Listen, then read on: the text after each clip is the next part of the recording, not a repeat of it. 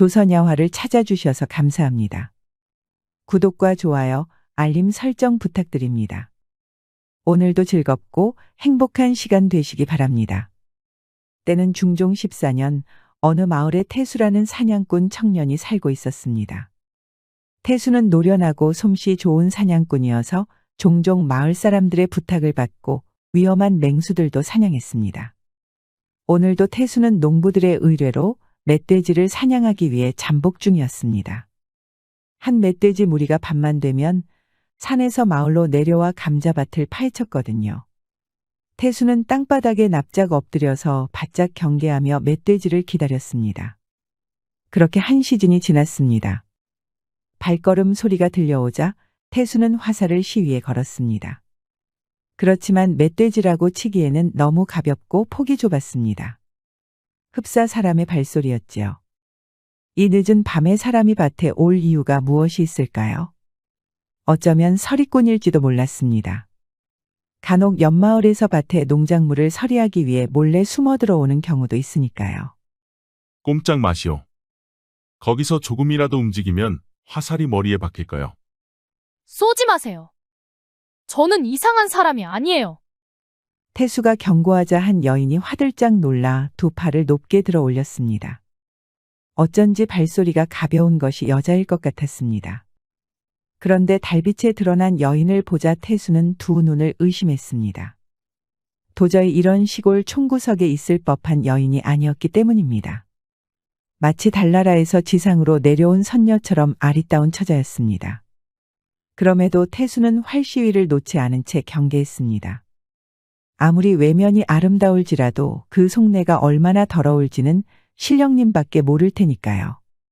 이 늦은 시각에 밭에서 어슬렁거리면 충분히 이상한 사람이지요. 정체를 밝히시오. 제발 도와주세요. 저는 지금 쫓기고 있습니다. 정체를 밝히라고 했지 변명을 하라고는 하지 않았소. 태수는 눈을 날카롭게 부릅뜨고 말했습니다. 그런데 예민한 태수의 귀에 또 다른 발걸음 소리가 들렸습니다. 이번에는 한 명이 아니라 10명은 남짓했고 무겁고 둔탁한 남자들의 발소리였습니다. 하지만 부산스럽지 않고 일사불란했으며 재빨랐습니다. 그러더니 수풀 속에서 흑두건으로 얼굴을 가린 남자들이 걸어 나왔습니다.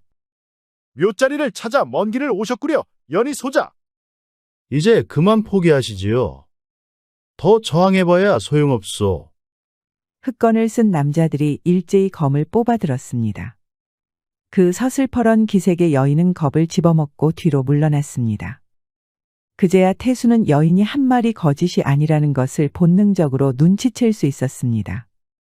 달밤에 여자 꽁문이나 쫓아다니는 것으로 봐서는 정상적인 놈들은 아니구나. 그만둬라. 내 놈 같은 놈이 길차리가 아니다. 허튼 짓 말고 꺼져라. 지금 가면 목숨은 살려주마. 살수들은 으름장을 놓았지만 태수는 눈 하나 깜짝하지 않았습니다. 여인은 불안한 기색으로 태수와 흑건을 쓴 남자들을 번갈아 봤습니다. 그리고 천천히 태수의 등 뒤로 몸을 숨겼습니다. 태수는 화살을 남자들에게 겨눴습니다. 어리석은 선택을 하였구나. 어리석은 선택을 한 것은 내 놈들이다. 태수는 말하는 것과 동시에 활시위를 놓았습니다. 그러자 흑건을 쓴 남자 중 하나가 검으로 날아온 화살을 능숙하게 쳐냈습니다. 일반적인 건달이라고 치기에는 놀라운 기회였지요. 이에 태수도 허리춤에 찬 벌목용 도끼칼을 꺼내 들었습니다. 한밤중 감자밭에서 칼부림이 일어났습니다.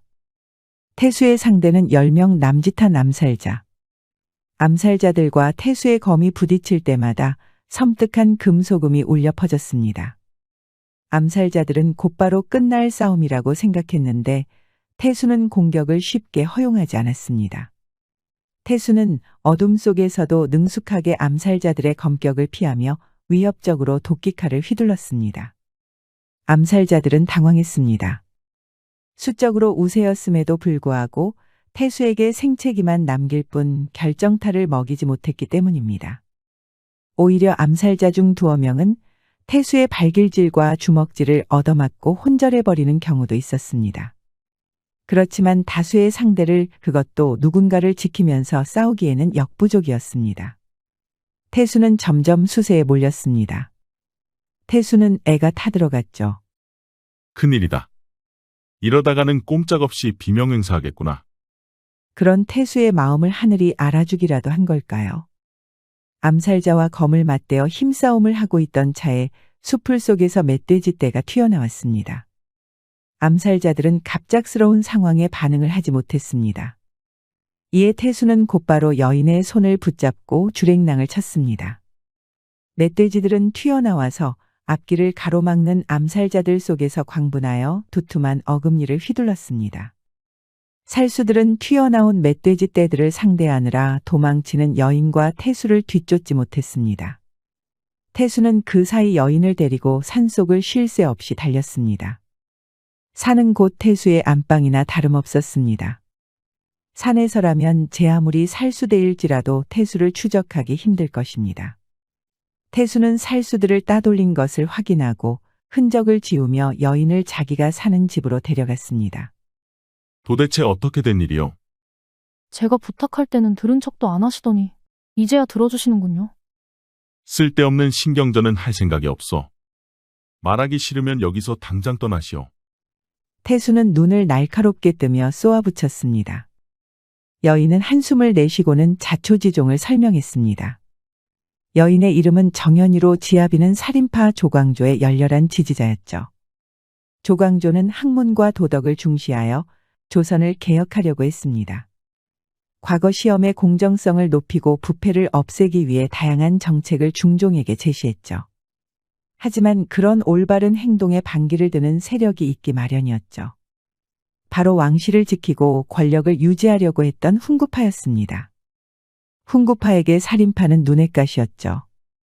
훈구파는 조광조가 왕의 권력을 약화시키고 자신의 세력을 키우려 한다고 주장하며 중종에게 압박을 가했습니다. 결국 중종은 조광조를 비롯한 살인파 인사들을 귀양 보내거나 처형하였습니다. 훈구파의 사탕발림에 홀라당 쏘가버리고 만 것이죠. 저희 집안은 결국 훈구파의 핵심 인물인 좌상대감 이도에게 멸문지화를 당했어요. 하룻밤 만에 가족과 식솔이 모두 숙청당하고 말았죠. 저는 사건이 벌어지기 직전에 겨우 빠져나올 수 있었어요. 맙소사, 어째 조정에는 항상 피바람이 부는 거요? 그것이 저희 탓인가요? 저희는 좀 더 올바른 세상을 만들고 싶었을 뿐이에요. 태수는 혀를 차며 고개를 내저었습니다. 보통 일이 아니었기 때문입니다. 졸지의 역적들을 도와준 셈이 되었습니다. 옳고 그르고는 누가 정하는 거지? 됐소, 설령 당신이 옳다고 해도 나는 더 이상 이런 복잡한 정치 싸움에는 끼고 싶지 않소. 내일 아침이 되면 당장 이곳을 떠나시오. 어쩜 그렇게 차가울 수 있는 거죠? 이는 비단 정치를 떠나서 백성들의 안위와도 연관된 일이에요. 내가 알 바 아니오. 태수의 태도는 강경했습니다. 연희는 속이 타들어갔습니다. 목숨을 구해준 것은 고마웠지만 사실 연희는 태수의 도움이 절실했습니다. 좋아요. 부탁이 아니라 의뢰를 청하겠어요. 당신은 보아하니 사냥꾼이죠? 그러면 돈을 받고 일을 해주는 것이 업 아닌가요? 내가 이래 보여도 그리 싼 값이 움직이는 사람은 아니오. 충분히 값을 치를 수 있겠소. 멸문지화를 당하였지만 저희 집안은 한양에서 지체 높은 대감집이었어요. 저를 강릉에 있는 류경수 대감에게 안전하게 호위해서 데려다주면 원하는 대로 값을 쳐주지요. 100냥이든 1000냥이든 말만 해요. 류대감은 중종에게 신임을 받았던 고관대작으로 연희의 집안과도 가깝게 지냈던 인물이었습니다. 이 대감의 음모를 낱낱이 고발하여 류대감의 인장을 받아서 조정에 올리면 중종은 분명 연희를 도와줄 것입니다. 태수는 고민했습니다. 분명 재물이 탐나기는 했지만 목숨을 잃으면 제 아무리 돈이 많아봐야 소용이 없는 것이지요. 그러자 연희가 태수의 손을 와락 붙잡았습니다. 말은 차갑게 하였지만 저를 그 간악한 암살자로부터 구해주었죠. 인정머리 하나 없어 보여도 그 속에는 선한 마음 한 조각이 있으리라 믿어요. 태수는 그런 연희의 말에 말문이 턱 막혔습니다. 그리고 무엇보다도 손을 붙잡고 애처로운 눈빛을 보내는 연희가 너무나도 아름다워 보였지요. 태수는 결국 어쩔 수 없이 제안을 승낙했습니다. 태수와 연희는 아침 일찍 여정을 시작했습니다. 살수대의 추적이 있었지만 태수는 노련한 사냥꾼답게 흔적을 지우며 따돌렸습니다. 간혹 살수대가 따라붙으면 유리한 지형에서 몸을 숨기다가 역으로 습격하여 살수대를 물리치기도 했습니다. 그렇게 태수와 연희는 산을 넘고 강을 건너서 대관령까지 도달할 수 있었습니다. 대관령을 넘기만 하면 곧바로 류대감의 거처에 도달할 수 있었습니다. 둘은 거친 대관령을 넘기 전에 하룻밤 휴식을 취하기 위해 주막을 들렸습니다. 배부르게 식사를 하고 잠자리에 들기 전에 연희는 태수에게 경고했습니다. 번번이 우리를 놓치는 바람에 살수대도 발등에 불이 떨어졌을 거예요. 따라서 청월야의 제1검으로 칭송받는 현중이라는 자가 직접 나서겠죠. 위험한 자요? 검을 귀신같이 다루는 살인귀예요. 떨어지는 낙엽을 5조각 낼 정도의 쾌검이죠. 그와 마주쳤다가 살아남은 자는 없다고들 해요. 허참 고장 낙엽 하나 베는데 부산스럽기도 하지. 걱정 마시오. 나 이태수는 낙엽이 아니라 사람이니까 말이오. 그러면 씻고 오겠소. 기다리지 말고 먼저 쉬고 있으시오. 내일도 먼 길을 떠나야 하니 말이오. 태수는 호탕하게 웃으며 자리를 떴습니다. 연희는 그런 태수의 대답이 믿음직스럽기도 했지만 동시에 걱정이 되었습니다. 여정이 막바지에 다다르며 태수는 사실 잇따른 전투로 약해진 상태였습니다. 매일 같이 자신을 지키며 살수대와 검을 나누다 보니 온몸이 상처투성이었지요. 걱정이 된 연희는 내일 아침 바로 떠날 수 있게 채비를 했습니다. 그러다가 우연히 태수의 짐에서 무언가 굴러떨어진 것을 발견했습니다. 그것은 다름 아닌 호패였습니다. 연희는 태수의 호패를 보고 깜짝 놀라고 말았습니다. 호패에 적힌 이름과 성은 분명 한양에서 유명한 사대부가였던 양반 가문의 것이었기 때문입니다. 연희는 씻고 돌아온 태수에게 이를 보이며 물었습니다. 역시나 평범한 사냥꾼은 아니었나 보군요. 지체 높은 집안의 처자라면서 남의 물건을 멋대로 뒤지는 버릇은 어디서 배운 거요? 죄송해요. 물건을 뒤진 것은 아니고 정리하다 보니 떨어졌어요. 태수는 신경질적으로 연희 손에 든 호패를 낚아챘습니다. 그리고는 호패를 만지작거리더니 한숨을 푹 내쉬었습니다. 미안할 필요 없어. 그저 옛날 일이오. 우리 집안도 당신도 마찬가지로 지체 높은 가문이었지. 그러고 당신처럼 정치 싸움에 휘말려서 결국 멸문당하고 말았어. 단지 의견이 다르다는 이유 하나만으로 말이오. 그래서 이번 일에 끼어들기 싫었던 건가요? 그렇소. 더 이상 고래 싸움에 새우등 터지는 꼴은 당하고 싶지 않소. 태수의 냉랭한 태도의 연희는 뭐라 말을 잇지 못했습니다. 아무리 우연이었다지만 남의 과거를 멋대로 캐물어버리고 말아서 미안한 마음이 들었습니다. 둘은 그렇게 서먹한 분위기에서 잠자리에 누워 눈을 붙였습니다. 태수는 불편한 마음으로 한참 동안 잠자리에서 뒤척였습니다. 그런데 어디선가 맑은 방울 소리가 들렸습니다. 태수는 눈을 번쩍 뜨고 검을 붙잡았습니다. 침입자를 대비하여 태수가 설치한 방울 덫이었기 때문이죠. 태수는 조용히 연희에게 다가가 입을 틀어막았습니다. 연희는 영문을 모르고 버둥거렸지만 태수가 바깥을 향해 손가락으로 가리키자 그 뜻을 이해하였습니다. 한 달여 기간 동안 암살자들의 추적에 시달렸기에 어떤 상황인지 직감하였습니다. 둘은 재빠르게 나갈 채비를 하고 창문으로 주막을 빠져나왔습니다. 그러자 빠져나간 태수와 연희의 방에서 한바탕 소란이 벌어졌습니다. 이에 태수와 연희는 불이 나게 달렸습니다.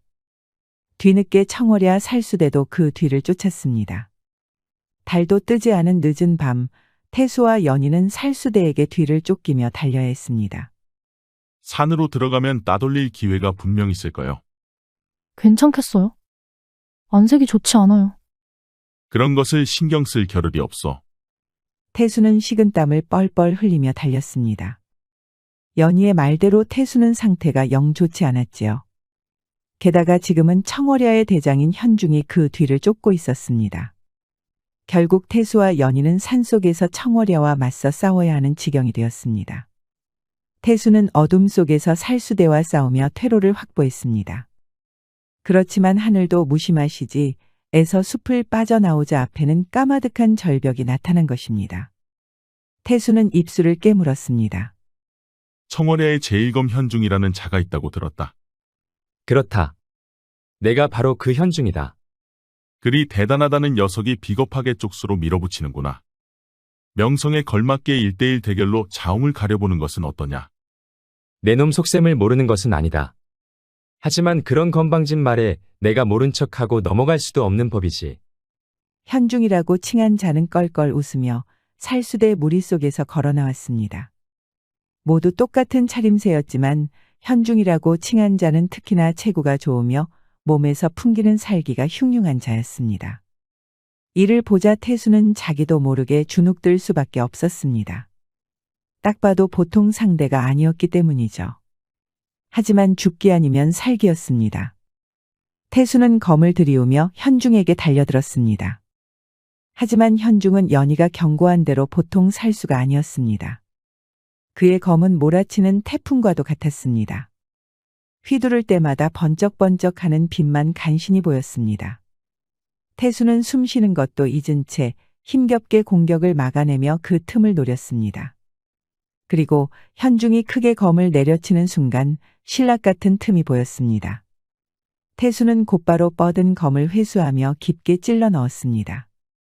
그러나 이는 현중의 함정이었습니다. 현중은 곧바로 뻗은 검을 부드럽게 비틀어 태수의 검을 내려쳤습니다. 그 순간 태수의 검은 또각하고 반으로 부러지고 말았지요. 그리고 현중은 크게 휘둘러 태수의 몸통을 베었습니다. 태수는 크게 상처 입으며 바닥에 무릎을 꿇고 쓰러졌습니다. 큰 소리 칠 만큼 대단한 실력이긴 하구나.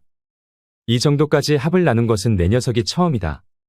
쓸만한 검을 가지고 있었다면 어쩌면 결과가 달랐을 수도 있겠지. 현중은 혀를 차며 태수의 목에 검을 들이댔습니다. 이제 현중이 가볍게 휘두르기만 하면 태수의 목이 떨어지고 말 것입니다. 그때 연희가 태수를 붙잡고 절벽 뒤로 뛰어내렸습니다. 너무나도 재빠른 행동에 차마 제지할 틈조차 없었지요. 살수대들은 태수와 연희가 떨어진 절벽 아래를 바라보았습니다. 절벽 아래에는 큰 강이 흐르고 있었습니다. 이 정도 높이에서 떨어졌으면 무사하지 못할 것입니다. 아니, 당장 내려가서 시체를 찾아라. 내 두 눈으로 확인하기 전까지는 아직 임무는 끝난 것이 아니다. 현중의 명령에 살수대원들은 빠르게 흩어졌습니다. 그 사이 태수와 연희는 거칠게 흐르는 강에 빠졌습니다. 거친 물살에 정신없이 흘러갔으나 연희는 태수를 필사적으로 움켜쥐고 헤엄쳤습니다. 다행히 하류로 가는 지점에서 겨우 강에서 빠져나올 수 있었지요. 그리고 기절한 태수를 끌어다 동굴 안으로 몸을 숨겼습니다. 태수의 숨은 점점 약해지고 있었습니다. 어깨부터 가슴팍까지 크게 베인 데다 물에 푹 젖은 탓에 몸의 온도가 내려가고 있었기 때문입니다. 연희는 태수의 상처를 지혈하고 약초를 이로 지지겨서 직접 상처에 발랐습니다. 그러나 추적대가 절벽 아래를 수색하고 있을 테니 불을 피울 수도 없는 상황이었습니다. 연희는 얼음장처럼 차가워진 태수의 손을 꼭 잡았습니다. 방법은 하나뿐이었습니다. 직접 살을 맞대어 체온을 올려야 했습니다. 연희는 옷고름을 풀고 차가운 가슴팍에 몸을 밀착시켰습니다. 이윽고 숨이 서서히 약해지던 태수는 몸에 열이 오르자 맥박이 정상으로 돌아왔습니다. 그렇게 연희는 태수를 끌어안고 밤을 보냈습니다. 다음 날 정신을 차린 태수는 알몸이 된 연희를 보고 깜짝 놀랐습니다. 하지만 곧 연희가 자신의 목숨을 살리기 위해 창피함을 무릅썼다는 것을 알 수 있었습니다. 정신을 차렸군요. 혹여 영영 눈을 뜨지 못하면 어쩌나 걱정했어요. 당신이 내 목숨을 구했구려. 태수는 그런 연희의 행동에 깊게 감명받았습니다. 또한 연희가 가문의 억울함을 풀기 위해 동분서주하는 것에 부끄러움을 느끼고 있었습니다. 태수는 가문이 멸문당하자 산속에 숨어 이름 없는 사냥꾼으로 살아가기를 택했지만 연희는 용감하게 맞서 싸우고 있었기 때문이죠. 태수는 지금까지 쌀쌀맞았던 자신의 태도에 진심으로 사과했습니다. 그 덕에 연희와 태수는 한층 더 가까워져서 깊은 속내를 나눴습니다. 냉랭했던 서로의 눈빛은 이제 애틋함을 바뀌어 이내 얼굴이 서서히 가까워졌습니다. 그리고 누가 먼저라 할 거 없이 입술을 겹쳤지요. 동굴 안은 두 사람으로 어느 때보다 더 후끈 달아올랐습니다. 뜨거운 사랑을 나눈 둘은 용기와 힘을 얻어 다시 길을 떠났습니다. 더 이상 지체할 시간이 없었습니다. 한시라도 빨리 강릉의 류경수 대감을 찾아가야 했습니다. 다행히 강이 하류까지 떠밀려온 탓에 류대감이 사는 곳과는 더욱 가까워졌습니다. 덕택에 하룻밤 나절 부지런히 이동하여 무사히 류대감을 찾아갈 수 있었습니다. 연희를 본 류대감은 아주 반갑게 맞이하였습니다. 그리고 진지한 얼굴로 지금까지 있었던 모든 일을 들었습니다. 내가 퇴직하여 유유자적하게 시간을 보내는 동안 큰일이 있었구나.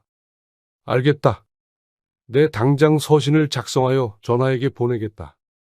그동안 이곳에서 맘 편히 머물고 있도록 하거라. 감사합니다, 대감. 정말 이 은혜를 어찌 갚아야 할지 모르겠습니다. 그간 고생이 많았다. 곱디 고운 얼굴에 상처가 많구나. 어서 가서 쉬거라. 류대감의 친절한 말에 연희는 고개 숙여 절했습니다. 드디어 모든 것이 해결되기 시작하자 마침내 긴장을 놓을 수 있었습니다. 류대감은 여기까지 연희를 무사히 데려온 태수를 크게 칭찬하였습니다.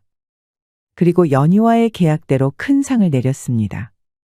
그렇게 모든 것이 마무리되는 듯했습니다. 그날 밤이 오기 전까지는 말이죠. 태수와 연희가 류대감 댁에서 휴식을 취하는 사이 청월야가 류대감 댁을 습격한 것입니다.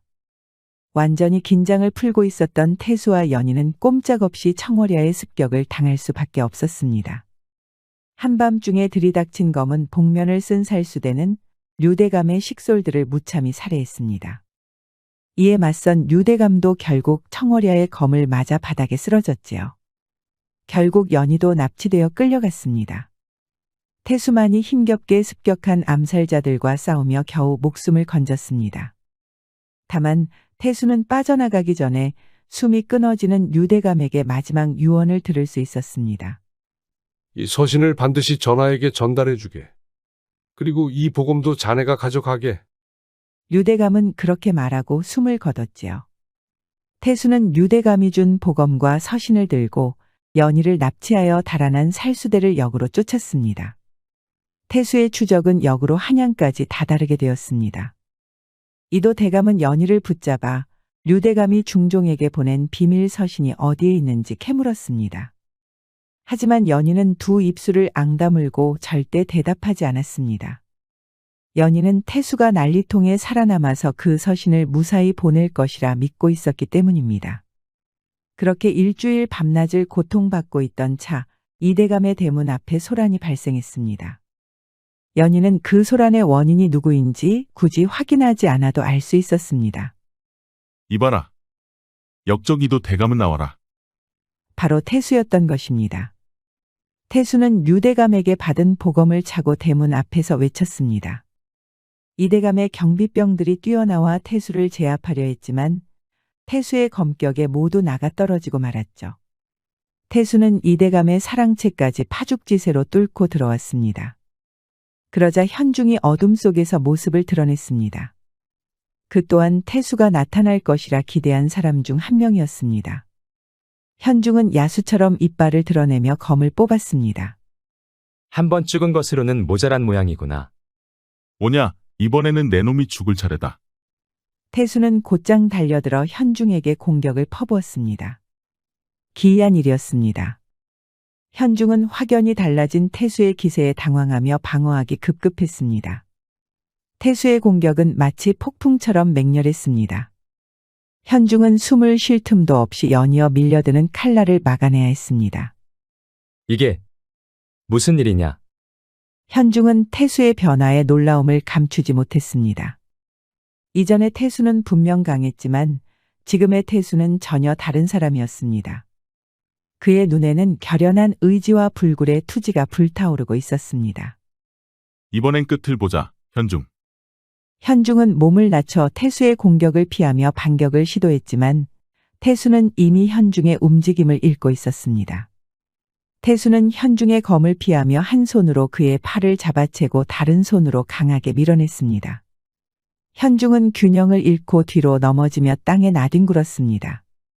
태수는 그 틈을 놓치지 않고 현중의 목에 검을 내려쳤습니다. 태수의 검은 확연히 현중의 숨통을 끊어버리고 말았습니다. 이를 보던 이도 대감은 겁에 질려 벌벌 떨며 소리만 질렀습니다. 여기가 어디라고 난장판을 내놓느냐? 어디기는 영모제를 꾸민 죄인의 집이지. 이미 전하께서는 내놈의 간악한 흉계와 음모를 파악하셨다. 그렇습니다. 이미 중종이 보낸 의금들이 이대감의 저택을 둘러싸고 있었습니다. 류대감이 보낸 서신을 받아들이고 훈구파의 간악한 음모를 낱낱이 알린 것입니다. 이대감은 그렇게 모든 권력과 재산을 박탈당하고 끌려가고 말았습니다. 연희는 무사히 풀려나며 억울함을 풀 수 있게 되었지요. 태수는 훈구파의 비리를 모두 밝혀낸 공으로 무관직을 하사받게 되었습니다. 그리고 연희와 혼약하여 백년해로를 기약하였지요. 태수는 그 후 무관으로서의 임무를 성실히 수행하며 국가와 백성을 위해 헌신했습니다. 그는 뛰어난 지도력과 공정한 성품으로 많은 사람들의 신뢰를 받았습니다. 연희는 태수의 곁에서 늘 그의 힘이 되어 주었고 두 사람은 서로를 깊이 아끼고 사랑했습니다. 세월이 흐르며 두 사람은 나이가 들어갔지만 그들의 사랑은 변하지 않았습니다. 태수와 연희는 함께한 모든 순간을 소중히 여기며 서로를 지지하고 의지했습니다. 그들의 이야기는 후대에도 전해지며 많은 이들에게 사랑과 헌신의 본보기가 되었답니다. 곧 다음 이야기가 재생됩니다. 잠시만 기다려주세요. 옛날 조선 한양에는 봉식이라는 아이가 살고 있었습니다. 봉식이는 천출 출신이었지만 고결한 품성과 정의로운 마음씨를 가진 아이였지요. 하루는 봉식이가 부모님의 심부름으로 길을 걷고 있었습니다. 그런데 건달들이 지팡이를 짚고 있는 노인네를 둘러싸고 해코지하는 것을 발견했습니다. 노인네가 느릿하게 걷다가 그만 살짝 부딪히고 말았는데 그걸 빌미로 시비를 건 것이었지요. 심지어 돈까지 내놓으라며 협박을 하고 있는 상황이었습니다. 사람들은 쓸데없는 말썽에 휘말리기 싫어서 이를 보고도 못 본 척하며 지나갔습니다. 그러나 봉식이는 그냥 지나칠 수 없었지요. 이게 뭐하는 짓입니까? 다 큰 어른들이 힘없는 어르신을 괴롭히다니. 어디 꼬맹이가 어른들 일에 참견이야. 그래요. 어른들이면 저 같은 어린애보다 더 잘 아시겠네요. 지금 하는 짓이 얼마나 부끄러운 짓인지 말이에요. 쥐방울 만한 녀석이 아주 말본새가 건방지구나. 썩 꺼지지 않으면 흠신 두들겨 맞을 줄 알아라? 건달들이 큼지막한 주먹을 들이대며 협박했습니다. 하지만 봉식이는 두 눈을 부릅뜨고 대거리했습니다. 그 서슬퍼런 기세에 건달들도 순간적으로 움찔하게 만들었지요. 그러자 건달 하나가 봉식이의 따귀를 올려붙였습니다. 봉식이는 자기 머리통만한 손바닥에 얻어맞고 바닥에 나자빠졌습니다. 어찌나 세게 맞았는지 쌍코피가 터져서 줄줄 흐르고 있었습니다. 그렇지만 오뚜기처럼 곧바로 벌떡 일어섰습니다. 좋아요. 아저씨가 먼저 건드린 겁니다. 봉식이는 거칠게 코피를 닦고는 건달들에게 달려들었습니다. 봉식이는 어른들에 비해 작고 힘이 약했지만 움직임이 다람쥐처럼 날쌔고 오소리처럼 포악했습니다. 소나무를 기어서 솔방울을 낚아채듯 건달의 몸을 기어 올라서 얼굴을 물어뜯고 손톱으로 마구 핥히었습니다. 건달들은 그런 봉식이에게 질겁하며 비명을 질렀답니다. 한바탕 난리가 나자 싸움 구경을 하러 사람들이 몰려들었습니다. 그리고 봉식이에게 혼쭐이 나는 건달들의 모습에 웃음을 터뜨리며 박수를 쳤습니다. 이에 수치스러운 건달들은 얼굴이 시뻘개졌습니다. 이놈이 미쳐도 단단히 미쳤구나. 건달은 그런 봉식이의 목덜미를 붙잡고 간신히 떼어냈습니다. 대롱대롱 붙들린 봉식이는 괴성을 지르며 주먹을 휘둘렀지요. 이에 건달은 화가 머리끝까지 나서 봉식이를 바닥에 패대기 쳐버렸습니다. 그 순간 분명 어딘가 부러졌어도 이상하지 않을 정도로 둔탁한 소리가 들렸지요. 그런데도 봉식이는 다시 일어섰습니다. 이마에서는 피가 흘러서 흙바닥에 뚝뚝 떨어졌습니다. 그 모습에 건달들은 질겁해버렸습니다. 봉식이는 아직도 포기하지 않은 것입니다. 봉식이는 두 눈을 부릅뜨고 또 덤벼보라면서 소리를 고래고래 질렀습니다. 안 되겠다. 진짜 쓴맛을 보여줘야 다시는 어른을 우습게 보지 않겠구나. 어디 한번 해보시죠. 건달은 허리춤에서 날카로운 단도를 꺼내 들었습니다. 이를 지켜보던 사람들은 깜짝 놀라 웅성거렸지요. 대낮 길바닥에서 어린아이가 죽을 위기에 처했으니 말입니다. 이놈들! 어딜 대낮부터 이리 소란을 피우고 있느냐? 그때 누군가 근엄한 소리로 호통을 치며 걸어 나왔습니다. 떡 벌어진 어깨의 체구가 아주 단단한 중년 남성이었는데 멋들어진 군복에 흑색 말총으로 만들어진 갓을 쓰고 있었습니다. 허리에는 검은 비단 허리띠를 두르고 큼지막한 환도도 차고 있었지요. 사내는 다름 아닌 병마절도사 정무진 대감이었습니다. 이 무슨 배악무도한 짓이냐? 거기다 어린아이에게 흉기를 들이밀어. 당장 이 자들을 붙잡아라. 관하로 끌고 가서 그 죄값을 치르게 하라. 법과 예의를 무시하고 백성을 괴롭히다니 결단코 용납할 수 없는 일이다. 정대감은 수행원들을 시켜 건달들을 단숨에 제압했습니다. 그리고 남김없이 포승줄로 꽁꽁 묶어버렸지요. 이 꼬맹이는 어찌하면 좋겠습니까, 대감? 어린 녀석이 기세 하나만큼은 아주 장군감이구나. 아주 마음에 든다. 잘 치료하여 포상금을 쥐어서 부모에게 돌려보내게. 그리고 낳는 즉시 나를 찾아오라고 전하게. 정대감은 건달 상대로 노인을 지키기 위해 맞서 싸운 봉식이가 퍽 마음에 들었던 겁니다. 봉식이는 그렇게 정대감의 눈에 들어 그의 겨울부터 정대감집 머슴으로 일하게 되었습니다. 봉식이는 정대감 댁에 들어가 성실하게 일했습니다. 어리지만 일머리가 아주 야무져서 함께 일하는 동료들은 물론이고 정대감도 아주 좋아했습니다. 그렇게 몇 해가 지나갔습니다. 어느덧 봉식이는 어엿한 청년이 되었고 정대감 댁에서 일한 지 어언 10년이나 되었습니다. 그리고 때는 아주 더운 어느 여름날 병마절도사인 정대감은 국경 부근에서 발생한 오랑캐의 침입으로 출정을 떠나라는 임금님의 명을 받았습니다. 정대감은 즉시 병력을 꾸려서 길을 나섰습니다. 그리고 정대감 곁에는 봉식이도 함께였습니다. 오랜 기간 정대감 댁에서 일하면서 많은 귀여움을 받은 봉식이는 정대감의 전속 시종이었기 때문입니다. 산을 넘고 강을 건너 수어 달이 지나서야 겨우 국경 마을에 도착할 수 있었습니다. 그런데 도착한 마을은 이미 폐허나 다를 바 없는 상태였습니다. 마을 사람들은 모두 초췌한 얼굴로 정대감과 군인들을 맞이하였습니다. 맙소사, 방벽은 무너져서 없는 것이나 다를 바 없고 민초들은 끼니를 며칠이나 굶은 꼬락선이구나. 당장 군량미를 나눠주어라.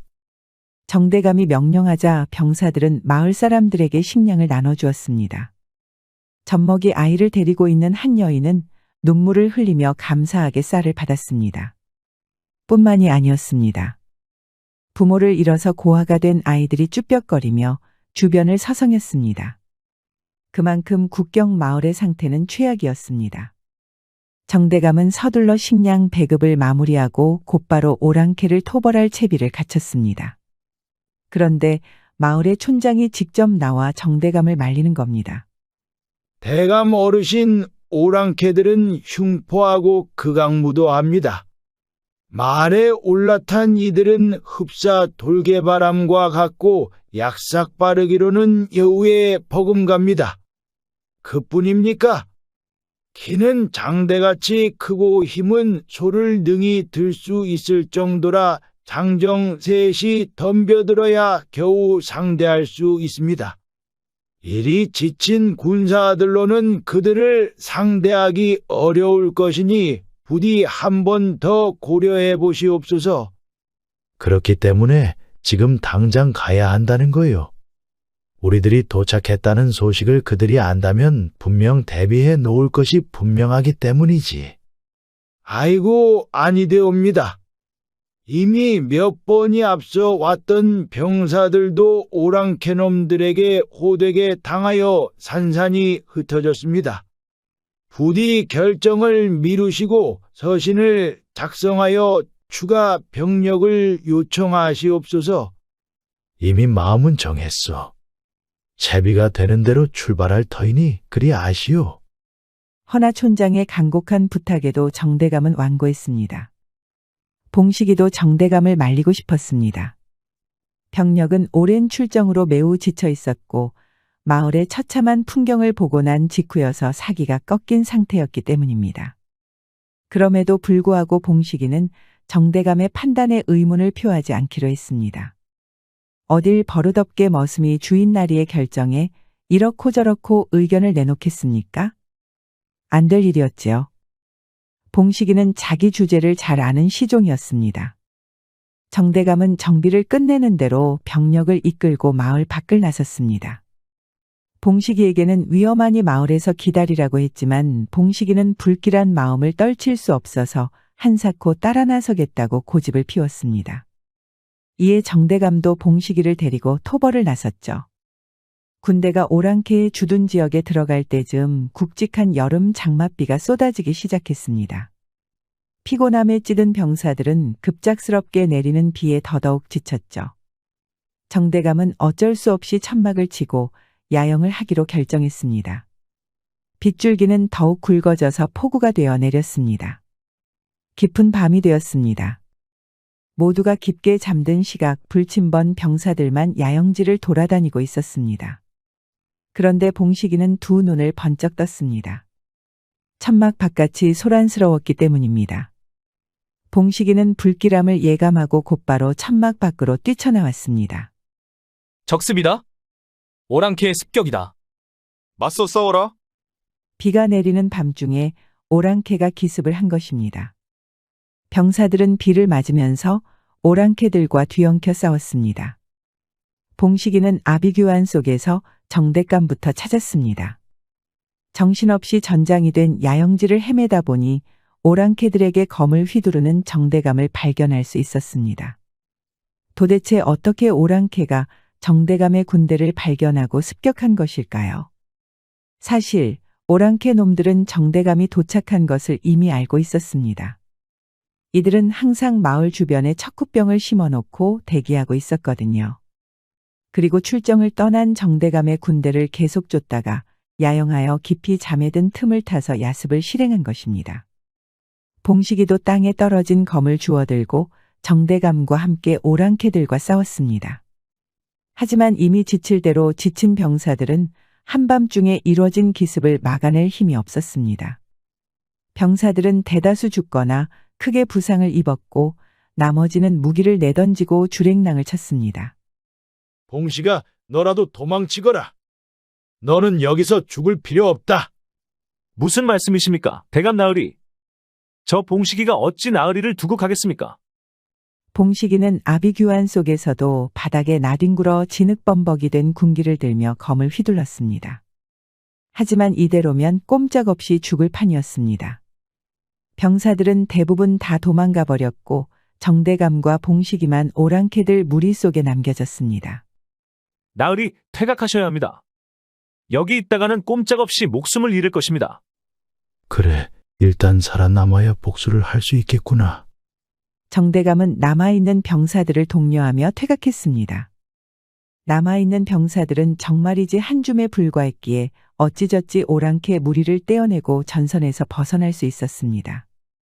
하지만 오랑캐들은 퇴각하는 정대감 무리를 집요하게 뒤쫓았습니다. 심지어 정대감은 화살을 맞아 중상에 입은 상태였습니다. 나으리, 거의 다 왔습니다. 조금만 더 버티십시오. 나는 이미 틀렸다. 나를 버리고 너와 병사들만이라도 무사히 탈출하거라. 약한 소리 하시면 아니 되옵니다. 봉식이는 얼굴이 하얗게 질린 정대감을 부축하였습니다. 박힌 화살의 부위가 영 좋지 않은 곳이어서 숨이 점점 희미해지고 있었습니다. 그렇게 그들은 죽자 살자 오랑캐들에게 쫓겨 마을로 돌아올 수 있었습니다. 대피하여 돌아온 병사들을 본 마을 사람들은 탄식을 흘렸습니다. 늠름했던 병마절도사 정대감도 초주검이 되어 돌아오니 분위기는 더더욱 무겁게 가라앉았지요. 정대감은 병상에 누워 숨을 헐떡였습니다. 화살이 너무 깊숙이 박힌 탓입니다. 빼내려면 환부를 도려내어야 하는데 피를 이미 너무 흘린 상황이라 자칫하면 수술 중 사망할 수 있었습니다. 그렇다고 이대로 내버려둬도 죽는 것은 매한가지. 그렇습니다. 정대감은 죽음을 직감했지요. 나으리, 정신 차리십시오.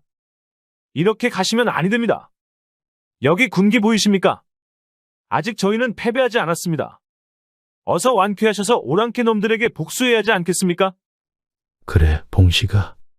그 상황에서도 용케 군기를 지켜냈구나. 그야말로 군인의 표본이다. 누가 감히 너를 천출 출신이라고 얕보겠느냐. 정대감은 피를 토하며 숨을 골랐습니다. 봉식이는 눈물을 글썽이며 이를 악물었습니다. 그러자 정대감은 큰 결심을 한 듯 봉식이를 시켜서 꾸러미 하나를 가져오라고 하였습니다. 여기 이것은 우리 집안 족보다. 그 뒤에 보이느냐? 내 혈장을 찍었으니 그 뒤에 봉식이 너의 이름을 적어라. 그게 도대체 무슨 말씀이십니까? 이름을 쓸 줄 모르면 내가 지금 알려주마. 너는 군기를 지켜내며 병사들을 이끌고 함께 무사히 돌아왔다. 이는 일개 노비는 물론이고 장군도 쉬이 해낼 수 없는 일이었다. 너는 이제 내 뒤를 이어 병사들을 이끌고 오랑캐와 맞서 싸우거라. 봉식이는 정대감의 말을 듣고 귀를 의심했습니다. 하지만 지금은 촉각을 다투는 상황. 봉식이는 떨리는 손으로 봇을 받아 정대감의 가르침대로 이름 석자를 적었습니다. 정대감은 그런 모습을 보고 희미한 미소를 짓고 눈을 감았습니다. 오랑캐 놈들에게 꼭 나의 원수를 갚아주려무나. 정대감은 마지막 유언을 남기고 숨을 거두었습니다. 정대감이 죽고 마을은 초상집이나 다름없었습니다. 그나마 살아남아 도망친 병사들도 모두 도망가 버리고 없었습니다. 대장이 죽었는데 누가 더 이곳에 있고 싶겠습니까? 그렇지만 봉식이는 생각이 달랐습니다. 여기서 포기할 생각이 없었습니다. 오랑캐가 한 번 더 이 마을을 기습한다면 무고한 백성들은 모두 목숨을 잃거나 노예로 끌려갈 것입니다. 봉식이는 군기와 정대감이 준 족보를 들고 마을 광장에 섰습니다. 병마절도사 정무진 대감의 유지를 받들어 이제부터 나 강봉식이 그 뒤를 이어 이 마을을 지킬 것이오. 오랑캐가 다시 이 마을을 노릴 것입니다. 우리가 사랑하는 가족과 이웃을 지키지 않는다면 목숨을 잃거나 노예로 끌려갈 것입니다. 이대로 두고만 볼 수 있겠습니까? 봉식이의 말에 마을 사람들은 침음했습니다. 확실히 한 번만 더 오랑캐가 습격하면 마을의 미래는 없는 것이나 다름없었습니다. 봉식이는 고개를 푹 숙인 마을 사람들을 보며 목 놓아 외쳤습니다. 우리가 함께 싸운다면 적은 결코 우리를 꺾지 못할 것입니다. 무기가 없다면 이빨로 돌멩이라도 들어 올립시다. 단결하여 오랑캐를 몰아내고 이 땅을 되찾읍시다. 함께 일어나 싸웁시다. 오랑캐 놈들을 물리치고 이 마을을 지켜냅시다. 봉식이가 군기를 힘있게 바닥에 꽂자 흙투성이가 된 깃발이 비바람 속에 휘날렸습니다. 이를 본 마을 사람들은 마지막 용기를 쥐어짜내기로 결심했습니다. 봉식이는 그날부터 마을의 방벽을 수리하고 남아있는 젊은 남자들을 모아 창을 잡는 법부터 알려주었습니다. 서단계가 3년이면 풍어를 읊는다고 하였는데 봉식이는 항상 정대감 곁에 있으며 군사훈련을 보아왔지요. 하여 그렇다고 봉식이가 과연 장군 역할을 해낼 수 있을지는 미지수였습니다. 그러나 정대감의 사람 보는 눈은 정확했습니다. 봉식이는 타고난 감각으로 마을 남자들을 군인으로 탈바꿈시켰고 힘을 하나로 단결시켰습니다. 봉식 대장, 놈들이 왔습니다. 오냐, 성대하게 맞이하도록 하자. 이윽고 오랑캐 군대가 마을 앞에 나타났습니다. 봉식이의 예감대로 정대감이 사망한 지 채 일주일이 지나지 않은 시기였지요. 훈련은 부족했고 방벽은 허술했습니다. 다만 사람들의 마음은 오직 하나로 똘똘 뭉쳤습니다. 전투가 시작되었고 사람들은 힘을 모아 오랑캐와 맞서 싸웠습니다. 오랑캐들의 공격은 무자비하고 사나웠지만 봉식이와 마을의 결사대들은 죽기 살기로 버텼지요. 이윽고 아침 해가 떠오를 시점 오랑캐들은 저항에 버텨내지 못하고 꽁무니를 보이고 도망가 버리고 말았습니다. 마을 사람들은 봉식이의 이름을 연호하며 승리의 기쁨을 만끽했습니다. 하지만 봉식이는 이제 시작이라는 것을 알고 있었습니다. 한 번의 승리로 안심해서는 안 되었습니다. 다행히 한번 뜨거운 맛을 본 오랑캐들은 한동안 마을을 습격하지 않았죠. 그렇게 두어 달의 시간이 지났습니다.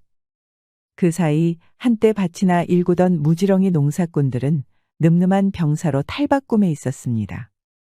봉식이도 정대감의 갑옷을 입고 오랑캐들에게 복수를 하기 위한 만반의 준비를 끝마쳤습니다. 그런데 마을에 한 여인이 말을 타고 나타났습니다. 이는 다름 아닌 정대감의 아내인 소연마님이었습니다. 정대감이 사망한 소식을 듣고 몸소 마을에 행차하신 겁니다. 소연마님은 사망한 정대감의 주검을 확인하고 그 자리에서 벌떡 일어났습니다. 그러면서 지금 당장 오랑캐 놈들에게 복수를 하러 가겠다고 말하는 것 아니겠습니까? 봉식이는 화들짝 놀라 소연마님을 말렸습니다. 아무렴 정대감의 토벌대도 오랑캐의 신묘한 계략에 패퇴하였는데 여인네 홀몸으로 가당키나 한 일이겠습니까? 소연마님은 막무가내로 말을 내오라며 난리를 피웠습니다. 이에 봉식이는 소연마님의 속내를 알아차렸습니다. 사랑하는 남편을 먼저 보낸 것에 대한 슬픔으로 더 이상 이승에 대한 연이 없었기에 오랑캐와 싸우다가 스스로 목숨을 끊을 작정이었던 것이죠.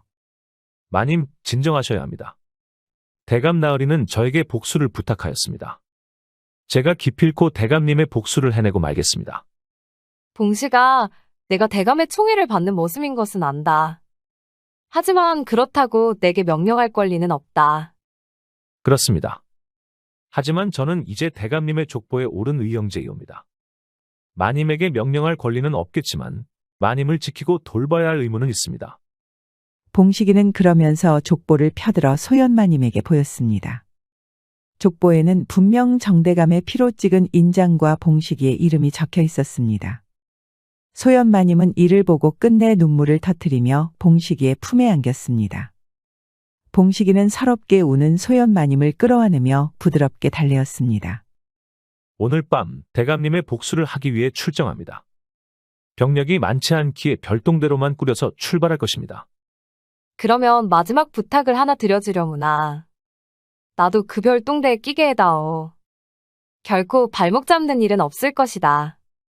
소연마님의 부탁에 봉식이는 망설였습니다. 그러나 소연마님은 병마절도사인 남편에게 어울리는 아내답게 활쏘기의 달인이었지요. 궁술은 단기간에 단련할 수 없는 기술이었기에 별동대에 소연마님과 같은 궁사가 있으면 크게 도움이 될 테지요. 봉식이는 알겠다며 소연마님을 받아들였습니다. 결사의 6인이 꾸려졌습니다. 결사대는 어둠 속에서도 보이지 않게 검은 의복을 입고 마을을 떠났습니다. 오랑캐들은 벌판에서 이리저리 떠돌며 막사를 꾸렸는데 매번 장소가 바뀌었기에 흔적을 뒤쫓아야 했습니다. 그러나 이는 결사대 중 사냥꾼이었던 한 사내가 이를 쉽게 추적하였지요. 이윽고 결사대는 오랑캐가 주둔하는 지역에 다다를 수 있었습니다. 이제 오랑캐 두목이 기거하는 막사는 제일 커다란 천막이었고 몰래 접근하여 두목만 잡아오면 되는 일이었습니다. 그러나 역시 보초병이 순찰을 돌고 있어서 잠입하기가 여간 쉬운 일이 아니었습니다. 그때 소연마님이 시위에 화살을 걸었습니다. 그리고 가볍게 3번 시위를 잡아당기니 서 있던 보초병 셋이 화살에 맞고 그 자리에서 즉사해버렸습니다. 이때다 싶은 봉식이와 결사대는 막사 안으로 그림자처럼 잠입하여 두목을 덮쳤습니다. 두목은 세상 모르고 평온하게 잠들어 있다가 갑자기 덮친 봉식이에게 반항 한번 제대로 하지 못하고 사로잡히고 말았죠. 결사대는 두목을 꽁꽁 묶어서 말에 태워 마을로 돌아왔습니다. 마을 사람들은 환호성을 지르며 결사대를 환영했습니다. 습격은 대성공이었죠. 이로써 정대감의 복수를 할 수 있었기에 봉식이도 이제야 한시름 놓을 수 있었습니다. 마을은 별동대의 승리를 축하하며 잔치가 열렸지요. 소연마님은 봉식이의 지휘 덕에 두목을 잡을 수 있었다며 감사의 뜻을 전했습니다. 그렇지만 여전히 정대감을 잃은 슬픔에 깊은 시름이 얼굴에 드리워져 있었습니다. 봉식이는 그런 소연마님을 따뜻하게 위로했습니다. 소연마님은 아직 젊고 아름다우니 분명 새로운 사랑을 만나 행복해질 수 있을 것이며 이는 정대감님도 바라는 바일 것이라고 말이죠. 소연마님은 젊은 나이에 시집을 갔기에 겨우 봉식이의 나이였으니 전혀 그릇된 말이 아니었습니다. 내가 아름답다니. 정말이냐? 저는 소연마님만큼 아름다운 여인을 본 적이 없습니다. 이에 소연마님은 얼굴을 붉게 물들였습니다. 그러고는 와락 봉식이를 껴안는 것입니다.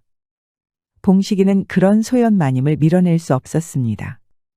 존경하기 맞지 않는 정대감의 아내에게 몹쓸 짓을 할 생각은 추호도 없었지만 여기서 소연마님을 밀어내다가는 또 슬픔에 잠길 것이 분명했기 때문입니다. 게다가 얼굴을 붉게 물들이는 소연마님은 너무나도 아름다웠고 둥근 보름달은 밤하늘 구름에 가려져 있었지요. 결국 둘의 입술을 살포시 겹쳐지고 사랑을 나눴습니다. 둘의 사랑은 어찌나 뜨거웠는지 다음날 아침까지도 이어졌지요. 봉식이와 소연마님은 꿈만 같은 밤을 보내고 아침을 맞이하였습니다. 그런데 아침에 생각지도 못한 소식을 듣게 되었습니다. 바로 마을 사또가 봉식이를 사칭죄로 체포한 것입니다. 네 이놈. 감히 천출 출신인 머슴이 병마절도사 정대감의 이름을 멋대로 사칭하여 일을 벌였느냐?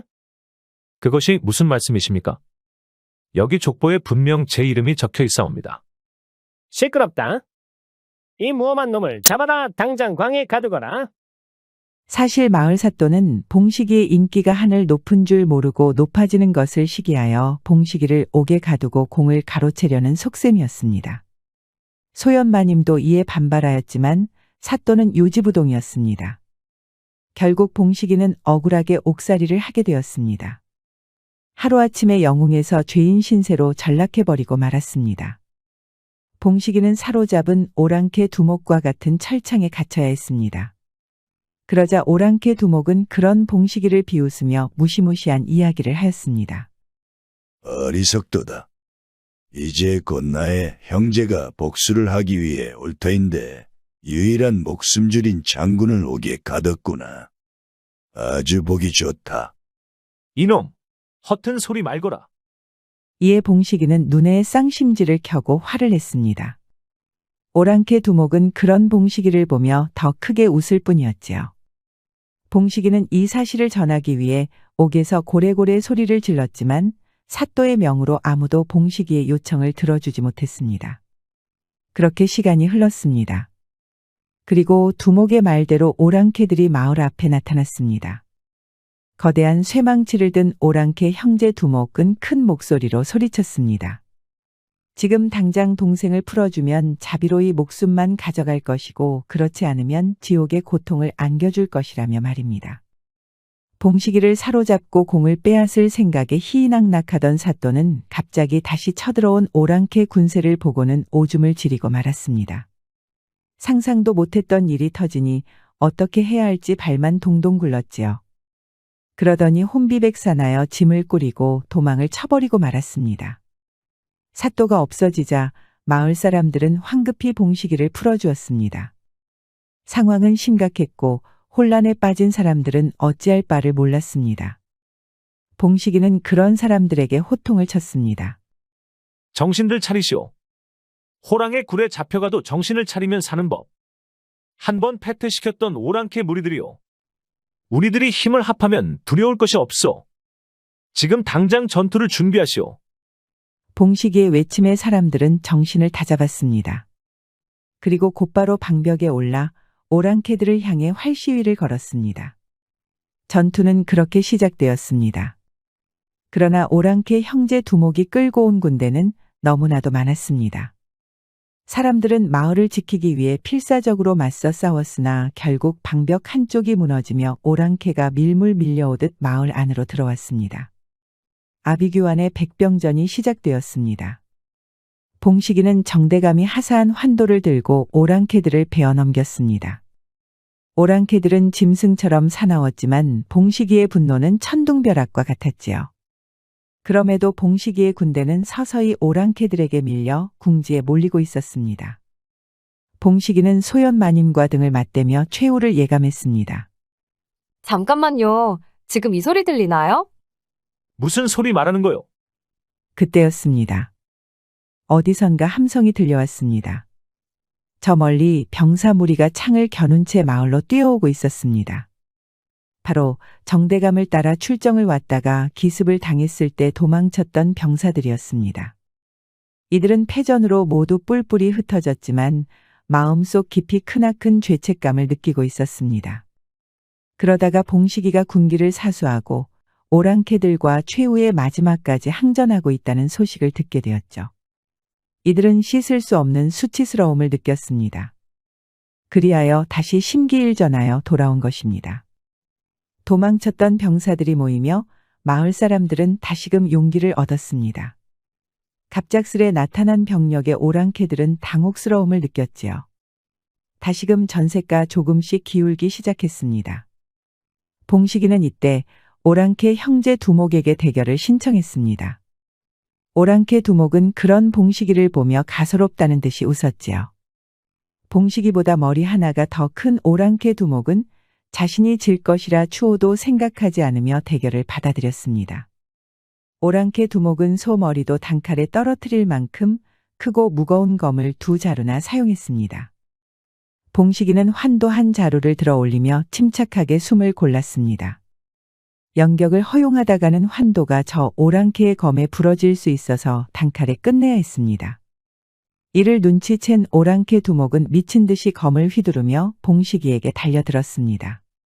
봉식이는 숨 쉴 틈 없이 몰아치는 공격에 몸을 바삐 움직였습니다. 한 끗 차이로 검격이 스치며 봉식이의 몸에는 자잘한 상처가 났습니다. 그럼에도 봉식이의 두 눈은 마치 타오르는 불꽃처럼 이글거렸습니다. 그러나 오랜 전투로 지친 봉식이의 움직임이 잠시 느려졌습니다. 이에 오랑캐 두목은 야수 같은 함성을 지르며 동시에 내려쳤습니다. 막으려야 막을 수 없는 강력한 일격이었지요. 그러나 봉식이의 환도는 그 순간 환도를 부드럽게 비껴 막으며 공격을 흘려냈습니다. 빈틈을 보인 것은 봉식이의 수였던 것입니다. 그리고 곧바로 물 흐르듯 매끄럽게 환도를 거두며 오랑캐 두목의 목을 베고 지나갔습니다. 오랑캐 두목의 목은 한참을 붙어 있다가 이내 떨어졌습니다. 두목은 자신이 목이 베었는지 눈치조차 채지 못하였지요. 두목의 목은 떨어졌고 이내 잔당들은 승산이 없다는 것을 눈치채고 항복을 선언했습니다. 그렇게 봉식이는 마을을 지키는 것뿐만 아니라 오랑캐 무리를 소탕하고 정대감의 복수까지 하게 되었습니다. 그뿐이 아니라 한양으로 복귀한 봉식이는 정식으로 벼슬을 인정받아 정대감의 뒤를 잇게 되었습니다. 소연마님은 그런 봉식이 곁을 지키며 현모양처의 역할을 톡톡히 해냈답니다. 이렇듯 출신 성부는 비록 천했지만 품고 있는 용기와 기계를 뽐내며 입신양명하는 이들이 있지요. 뜻이 있어 마침내 이룬다는 유지경성이라는 말이 있듯 봉식이 또한 품은 뜻을 떨칠 기회를 얻어 장군이 되었습니다. 우리 모두 큰 꿈을 갖고 포기하지 않고 노력하며 살아야겠습니다. 곧 다음 이야기가 재생됩니다. 잠시만 기다려주세요. 옛날 어느 한마을에 똘복이라는 청년이 살고 있었습니다. 똘복이는 착하지만 조금 어리숙한 머슴이었는데요. 오늘도 주인 마님에게 호되게 혼나고 있었습니다. 똘복이 이놈! 당초에 무슨 생각으로 김치에 소금을 이리 많이 넣었느냐? 이게 김치냐? 염전이지? 죄송합니다, 선아마님. 헌데 방금 전에 마님이 소금을 더 팍팍 넣으라셔서 쇳내는 그렇게 했을 뿐입니다요. 얼씨구? 이놈 자식 말버릇 보게? 뚫린 주둥이라고 아주 멋대로 나불거리는구나. 딴 사람도 아니고 주인마님 탓을 해? 이머저리야. 그건 간을 보면서 차근차근 넣어야지 고지고대로 들이다 부으면 어떡하냐? 그래서 제가 간이 딱 맞아서 더 넣으면 아니 된다고 말씀을 드렸는데. 따박따박 말대꾸하는 거 보게? 선아마님은 도자기 그릇을 냅다 들어 똘보기를 향해 던졌습니다. 그릇은 정확히 똘보기의 이마에 맞으며 산산조각이 났습니다. 그러자 똘보기 머리에서 피가 줄줄 흘렀지요. 똘보기는 놀라서 머리를 부여잡았습니다. 꼴도 보기 싫다. 나가서 예진마님이나 모셔오너라. 서나마님은 똘보기의 이마에서 피가 흐르는 것을 보고도 가시가 돋친 말을 내뱉고는 획 돌아가 버렸습니다. 똘보기는 행여 바닥을 더럽힐까봐 황급히 흐르는 피를 닦았습니다. 똘보기의 죄라고는 하루가 다르게 오락가락하는 서나마님의 비위를 못 맞춘 것이겠지요. 외모는 곱지만 괴팍하기로서는 마을에서 둘째가라면 서러운 여인네였습니다. 심지어 남편도 저 성격을 이겨내지 못하고 옆 마을 처녀와 눈이 맞아서 도망갔으니 말 다했지요. 그럼에도 똘보기는 묵묵히 뒷정리하고 오늘 손님으로 집을 방문하기로 한 예진마님을 모시러 나갔습니다. 이미 예진마님의 가마는 집대문 앞에 도착한 상태였습니다. 똘보기는 정중하게 허리를 숙여 인사하고 예진마님을 맞이하였습니다. 그래, 똘보기구나. 혼자 집안일을 모두 해내느라 고생이 많겠다. 황송합니다, 마님. 고생이 많기는요. 저 똘보기는 고생 같은 거 모르는 복받은 머슴입니다. 그런 거 치고 몰골이 말이 아니구나. 이마의 상처는 어찌하다 그리 되었느냐.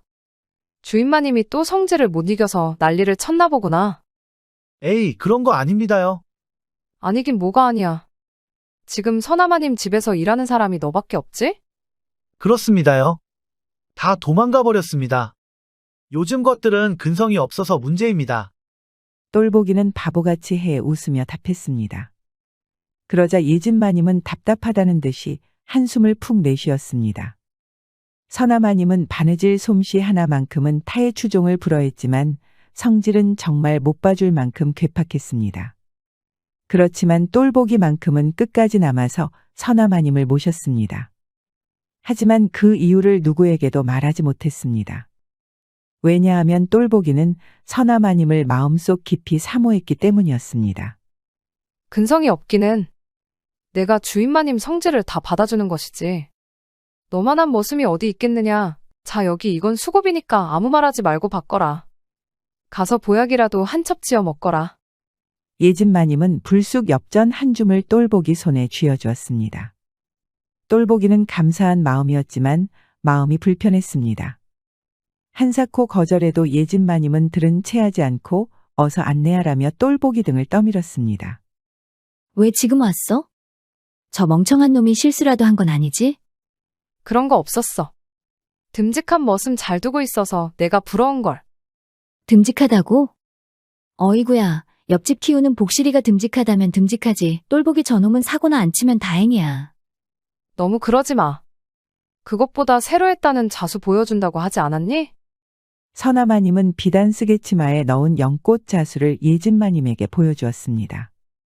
쓰개치마에 수놓인 연꽃은 너무나도 아름다워서 벌이 이를 꽃으로 착각하고 날아올 만큼 생동감 넘쳤습니다. 예진마님은 연신 감탄사를 내뱉으며 쓰개치마의 자수를 살펴보았습니다. 너무 예쁘다. 어쩜 이리 고울까? 영의정 최대감의 지원마님 것이라고 했던가. 맞아. 이제 테두리만 마무리하면 끝이야. 어때? 나쁘지 않지? 지원마님이 기뻐하실 모습이 보기 선하다. 너무 좋아. 내가 하면 이 정도쯤이야 쉽지? 그것보다 어디 재미난 소식은 없니? 서나마님은 의기양양해져서 차를 한 잔 호로록 마셨습니다. 서나마님이 예진마님과 친하게 지내는 이유는 예진마님이 마을 소식통의 역할을 하기 때문이었지요. 서나마님은 좀처럼 바깥을 나가지 않으니 예진마님이 놀러오는 것을 목 빼고 기다리곤 했습니다. 아, 그래. 최근에 청계촌에서 엄청난 사건이 있었어. 어머, 뭐길래 내가 그리 부산을 떤다니? 청계촌은 운봉리에서 산 하나만 넘으면 있는 이웃마을이었습니다. 이야기를 꺼낸 예진마님은 볼이 발그랗게 상기되어서 신이 나서 이야기를 하기 시작했습니다.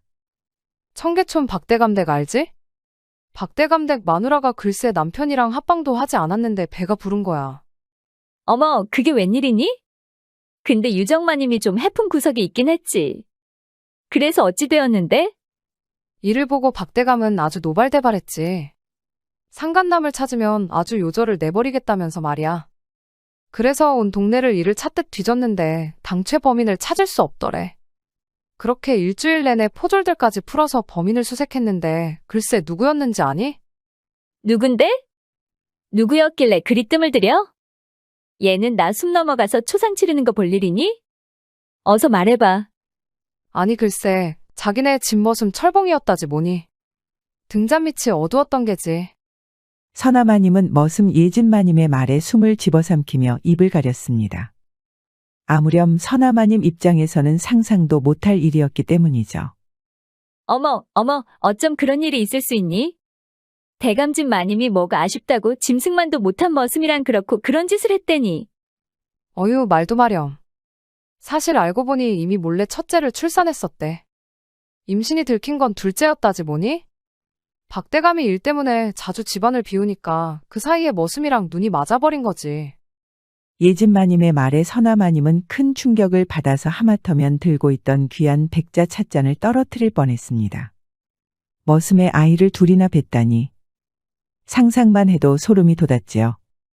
정신이 나가도 아주 단단히 나갔지. 청것이랑 어찌한 이불을 덮었대? 도대체 뭐가 좋아서 그런 미친 짓을 저지른 거래? 너 정말 몰라서 묻는 거니? 그게 무슨 소리야? 나 모르는 거라도 있는 거니? 서나마님이 눈을 동그랗게 떠고 의아해하자 예진마님이 입을 가리고 까르륵 웃어버렸습니다. 서나마님은 성질이 사나워서 그렇지 이런 쪽에서는 영 눈치가 없는 것 같았습니다. 뭐긴 뭐겠어. 그거지 그거. 그리고 말이야, 특히나 체력이 좋아서 보통 여인내면 못 버틴다더라고. 예진마님의 말에 화들짝 놀란 서나마님은 얼굴이 해지는 노을처럼 붉게 물들었습니다. 너무나도 망측하여 차마 입도 마음대로 움직이지 않았지요. 아이고, 나는 상상도 못하겠어. 어떻게 그렇고 그런 짓을. 그러니까 그런 거야. 마님들은 머슴을 사람으로 안 보니까 물건을 사용하는 거나 다름없다고 생각하는 거지. 그런데 머슴들이 좀 체력이 좋니? 그래서 한번 맛보면 그냥 아주 껌뻑 죽어서 헤어나오지를 못한대. 서나마님은 예진마님의 말에 침을 꼴딱꼴딱 삼켰습니다. 정말 듣고도 믿겨지지 않는 이야기였지요. 사실 서나마님은 말입니다. 성격 탓도 있었지만 그 채워지지 않는 욕구 때문에 남편이 질려서 도망간 것이었지요. 그러다 보니 성질이 아주 더 포악해진 것입니다. 그런데 예진마님의 이야기로 잠시 잊고 있었던 그 감정이 울컥울컥 올라와 버렸습니다. 그러다가 불현듯 똘보기가 떠올랐습니다. 서나마님은 쏘스라치게 놀라며 머리를 저었습니다. 어머, 얘는 미쳤나 봐. 에이, 그런 더러운 이야기는 이제 그만. 그래서 그 철봉이라는 머슴은 어찌 되었어? 원래는 참수형을 받아서 목이 저작거리에 걸려야 했는데 그 마님이 몰래 철봉이를 밖으로 도망가게 했다나? 하여간 그 이후로 행방이 묘연하대. 어이구야, 그 짐승 같은 놈을 꼭 잡아서 본때를 보여줘야 하는데 말이야. 어휴, 그래 알겠어. 나도 이제 작업 마무리해야겠으니 너도 그만 가보렴. 그래야겠다. 나도 서방님 모셔야 할 시간이니까 그만 가볼게. 예진마님은 그러고 서나마님 댁을 떠났습니다. 하지만 예진마님과 나눈 이야기는 계속해서 서나마님 머릿속을 맴돌았습니다. 이 정도는 되려나? 아니면 이만큼? 그러다가도 무슨 망측한 생각을 하냐면서 자신을 타박했습니다. 심지어 일을 끝내고 잠자리에 들 때도 그 생각으로 머리가 가득 차서 밤잠을 설쳐야 했지요. 그렇게 나홀로 속을 썩히면서 며칠이 지났습니다. 그날은 똘보기가 매일 하던 일과로 마당에서 바닥을 쓸고 있었습니다.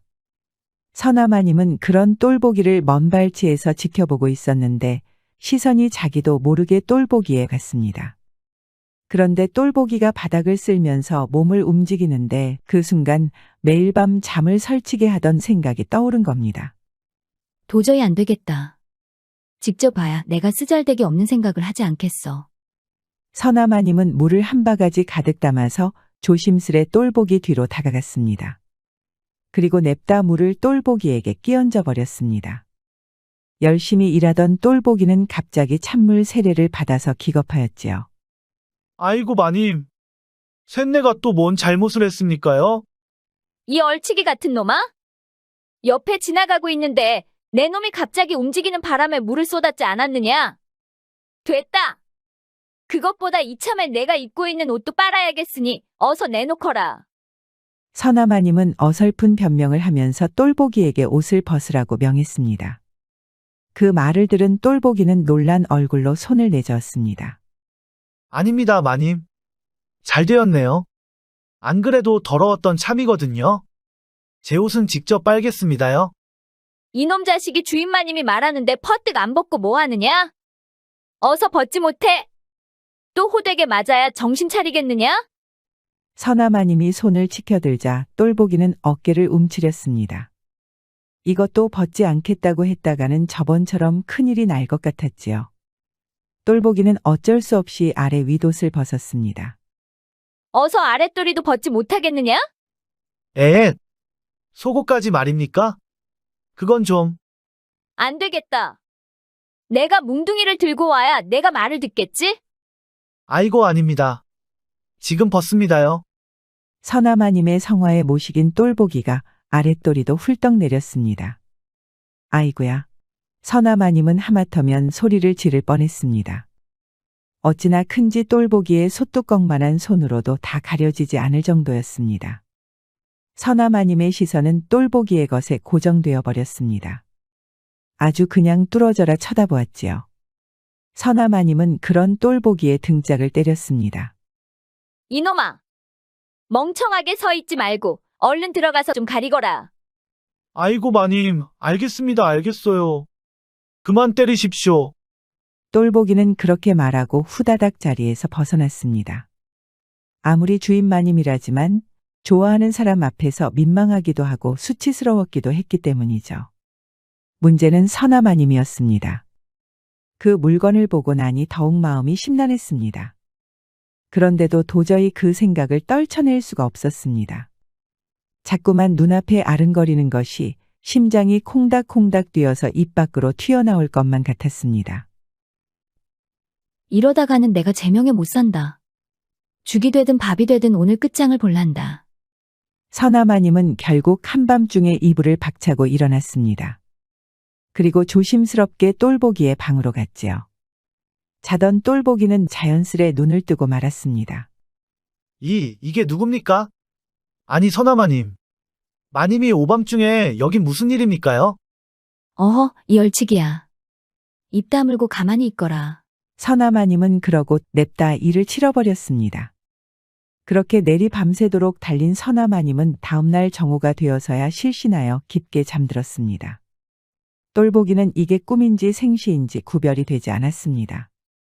마음속 깊이 사모하던 서나마님과 마침내 맺어지게 되었으니 뛸 듯이 기뻤는데 또 한편으로는 머슴놈이 마님과 합방하였으니 두려워졌습니다. 알게 뭐냐?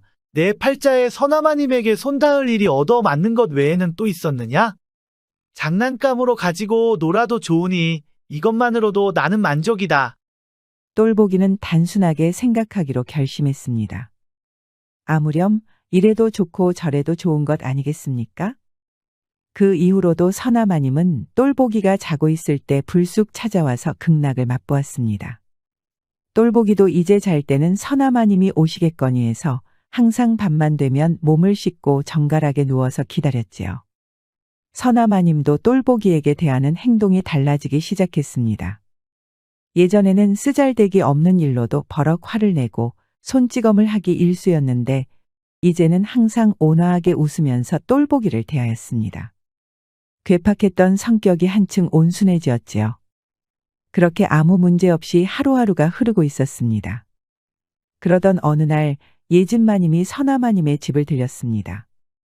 이번에도 차를 마시며 대화를 하며 시간을 보내기 위해서였지요. 어이구, 우리 서나마님이 오늘따라 왜 이리 얌전하대.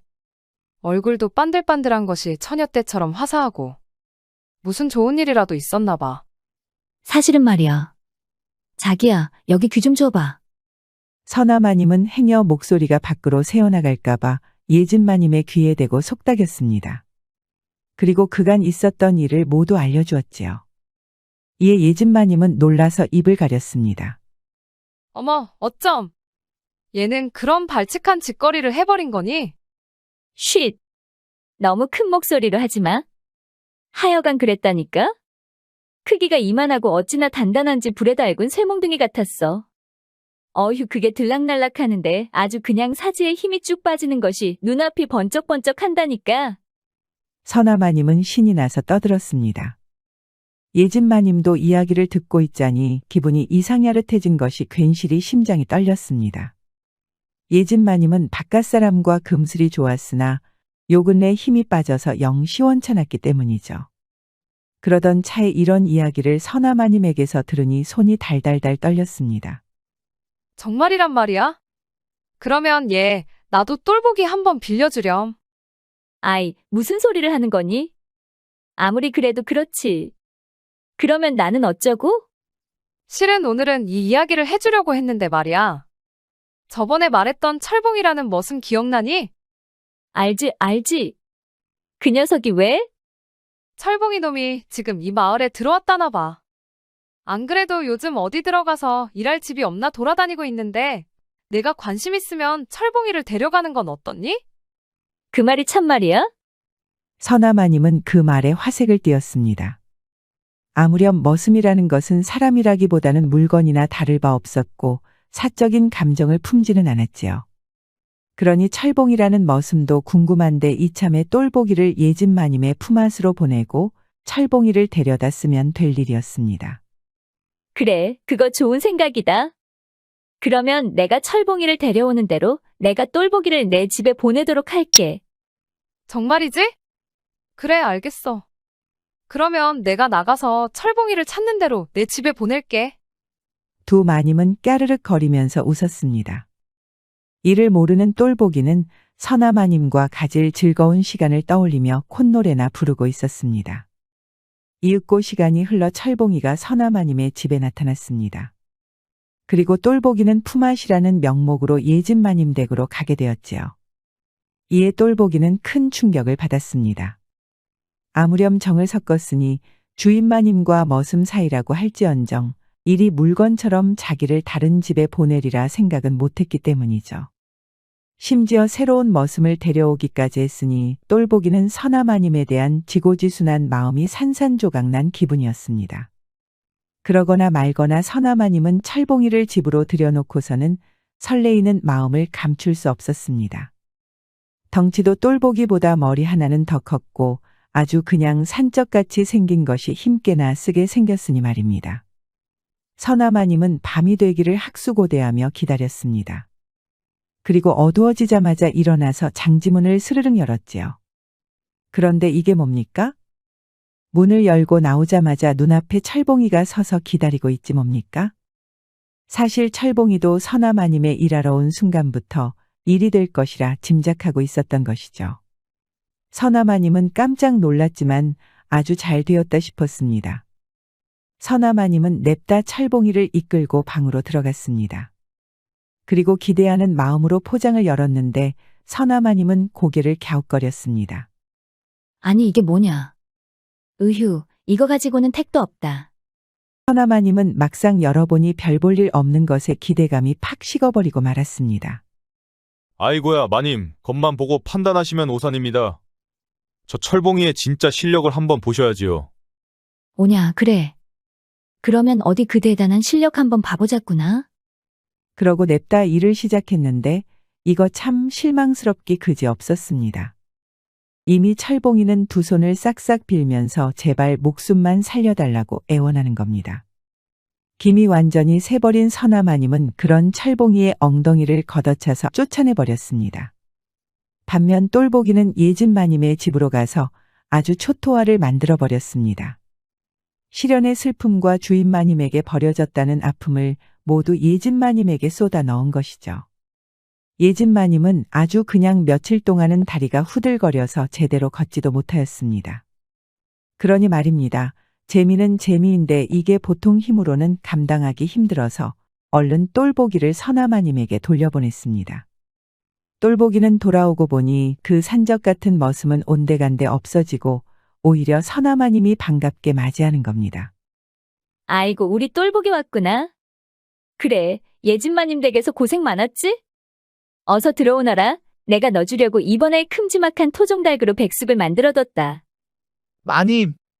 마님 보고 싶었습니다. 절 버리지 않으셨구만요. 버리기는 내가 널 왜 버리느냐, 이 맹추 같은 놈아. 어서 들어와서 식사부터 하려무나.